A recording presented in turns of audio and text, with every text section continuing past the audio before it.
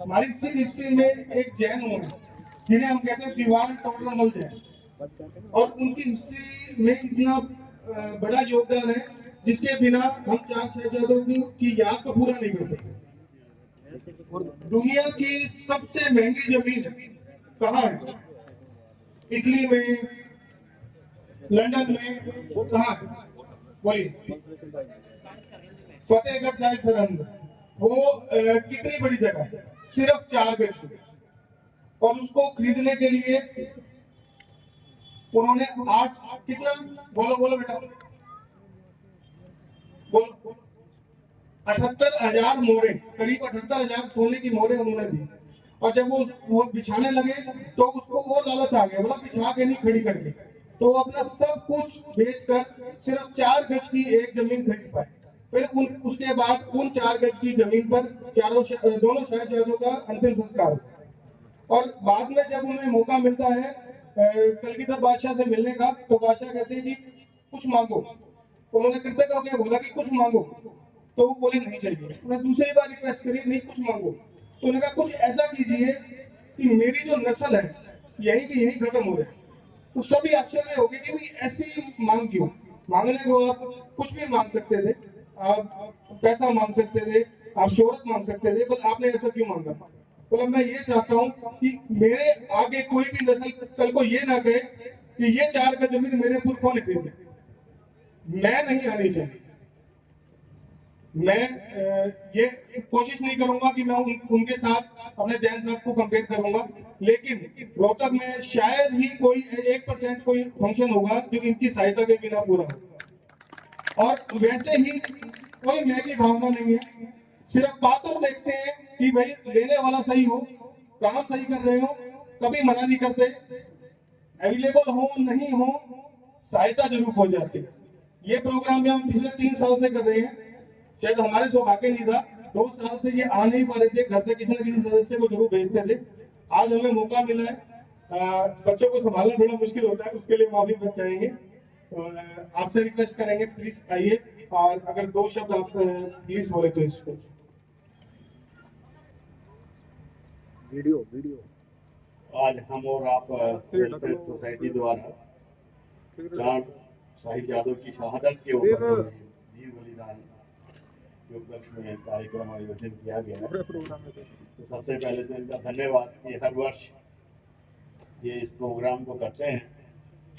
और आज इसमें यहाँ उपस्थित ईश्वर कौशिक जी, सतीश भारद्वाज जी, कपिल कौशिक जी, चिराग बेड़ी जी, गुलशन निजावन जी और विकास मिश्रा जी और आप सभी भाई और बहनों।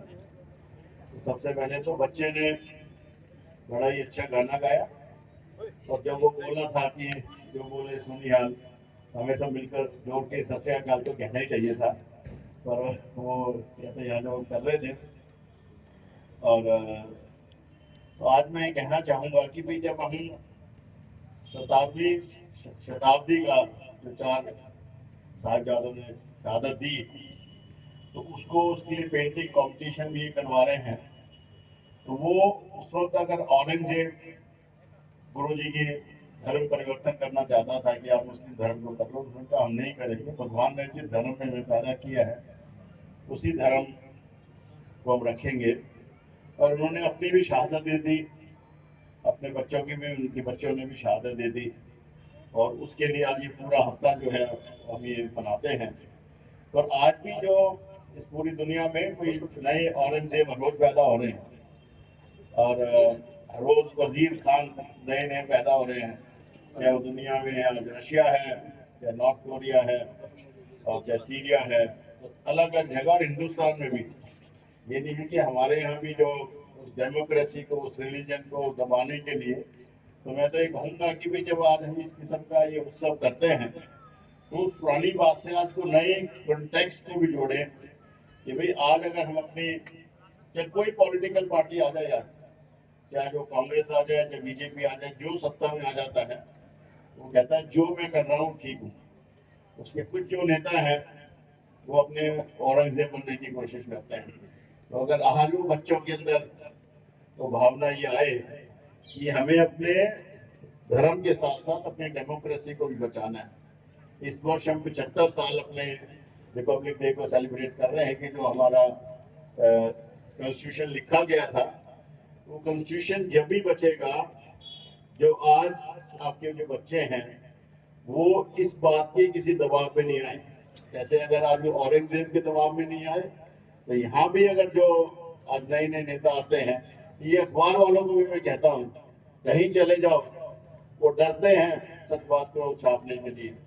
तो डर, आज तो मैं कहूँगा कि गुरु गोविंद सिंह से, उनकी शहादत से सीखिए कि भाई हमें डरना नहीं है, करप्शन के खिलाफ लड़ना है, और करप्शन के खिलाफ बच्चे ही लड़ सकते हैं। जो अगर आज शुरू से अगर आप उनमें भावना डालेंगे कि भाई हमें बच्चों को कि भाई करप्शन प्रैक्टिस से बचाना है। और अंत में मैं ये जरूर कहूँगा कि जहाँ भी जाता हूँ कि भाई बच्चों में ये संस्कार वो डालिए कि पर्यावरण का ध्यान रखना है।